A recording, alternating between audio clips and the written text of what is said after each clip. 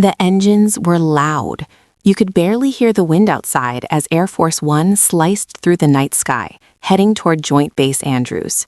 Inside the cabin, the mood felt heavy but electric. Cameras were lifted, microphones were pushed forward, reporters leaned in closer than usual. And then he walked in. President Donald Trump didn't look tired. He didn't look shaken. If anything, he looked energized. A slight smile, that familiar posture, the kind that says, "I know something you don't." What nobody expected was how intense this short gaggle would become. It was February 16th, 2026. The country had been buzzing for days. Questions about foreign negotiations, rising political tensions, rumors of internal disagreements, and whispers about what was really happening behind closed doors. The press wasn't just looking for quotes, they were hunting for cracks. But here's the twist. Instead of backing down, Trump leaned forward. And what unfolded in that narrow aisle of Air Force One would spark headlines across the world before the plane even touched down. The questions came fast, the answers came faster. And somewhere between policy talk and personal jabs, you could feel it. This wasn't just another press moment. It was a preview of the battles ahead. To understand why this exchange mattered so much, you have to rewind. Donald Trump has never treated the press like a gentle partner. From the moment he entered politics, the relationship was combative, unpredictable, almost theatrical. Whether during his first presidency beginning in 2017, the election controversies of 2020, or his historic political comeback that stunned critics, he built a brand around confrontation. Supporters call it strength, critics call it chaos, but no one calls it boring. Over the years, Trump mastered a specific rhythm when facing reporters. He doesn't simply answer, he redirects, he reframes, he counters with confidence even when pressed on uncomfortable topics. And inside a tight space like Air Force One, that rhythm becomes even more intense, because there's nowhere to hide. By February 2026, the stakes felt different. The political climate was sharper. America was still wrestling with border security debates, economic recovery arguments, international tensions in Eastern Europe and the Middle East, and internal division between Republicans and Democrats. Trump knew every question would be loaded. The press knew he wouldn't give simple answers. That tension is what made the moment powerful. As the plane cruised thousands of feet above the ground, a reporter broke the silence. "Mr. President, how confident are you about the negotiations happening this week?" Trump paused, just long enough to create anticipation. "We're in a strong position," he said. "Very strong. A lot stronger than people think." It sounded calm, but underneath that calm tone was a message: I'm in control. Another reporter jumped in, asking about ongoing talks related to global security concerns. The world had been watching closely, especially after recent strategic military positioning that raised eyebrows overseas. Trump didn't flinch. "We want peace," he said, "but peace through strength. And they know that." That phrase, peace through strength, wasn't new, but in that moment it felt deliberate, almost like he was sending a signal not just to reporters, but to foreign leaders watching from afar. But here's where things shifted.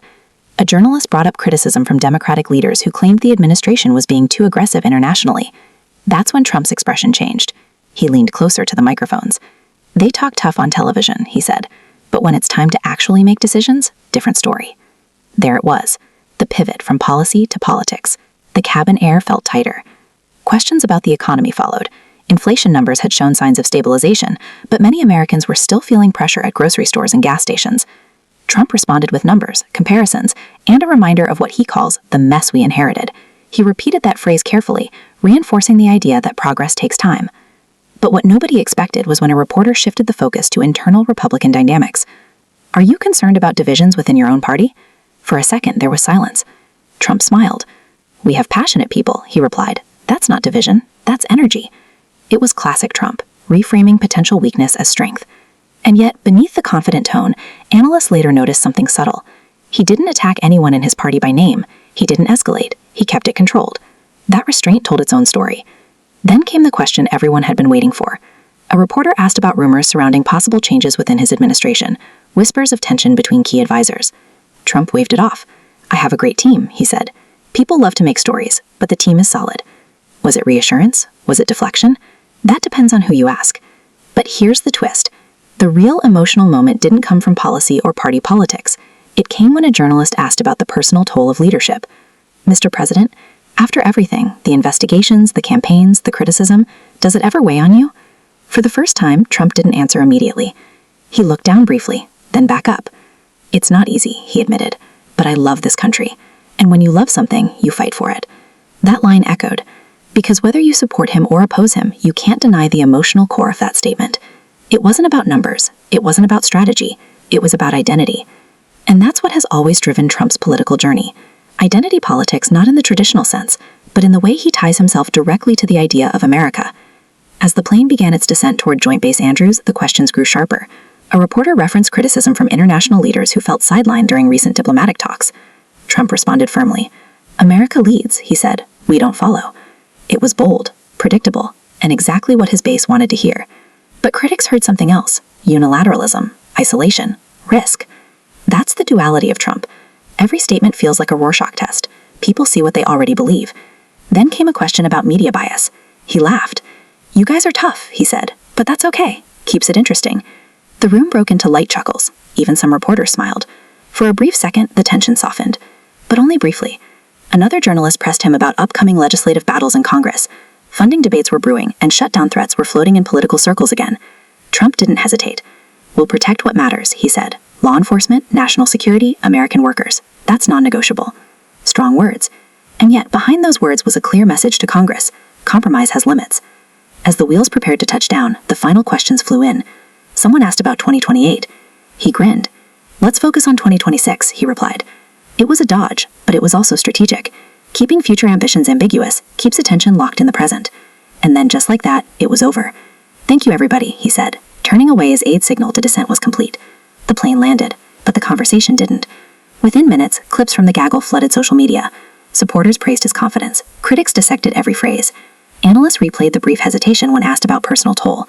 Commentators debated whether his restraint on party divisions signaled maturity or caution. But the emotional impact went deeper than headlines.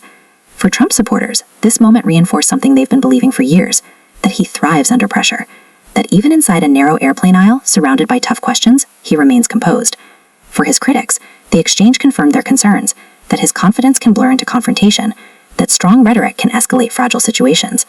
And for everyday Americans watching from home, it was another reminder of how deeply personal politics has become. Because this wasn't just a press conference, it was a reflection of a divided nation.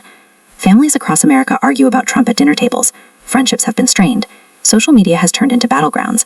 His presence in politics doesn't just influence policy, it influences relationships. When he says, I love this country, his supporters feel pride. His critics question the actions behind the words. That emotional split is real, and moments like the February 16th gaggle amplify it. Air Force One isn't just a plane, it's a symbol. A flying stage where power meets scrutiny. And in that confined space, you see leadership without filters. You see confidence, you see calculation, you see flashes of vulnerability. And maybe that's why this exchange mattered so much. It showed a leader who refuses to step back from confrontation, a politician who understands the power of messaging, a man who has built his career on defiance and connection at the same time. But here's the bigger question. What happens next? Political storms don't disappear after a landing, they grow. Negotiations will continue, congressional battles will intensify, campaign whispers will get louder, and the press will keep asking sharper questions. If this short gaggle proved anything, it's that Trump isn't changing his style. He's leaning into it. The world is watching closely. Allies, rivals, voters, critics. And somewhere above the clouds on February 16th, 2026, inside a narrow aisle filled with flashing cameras, you could feel the next chapter beginning. Not with a speech, not with a rally, but with a conversation at 30,000 feet. And whether you see strength or stubbornness, strategy or spectacle, one thing is certain. When Air Force One lands, the story never does.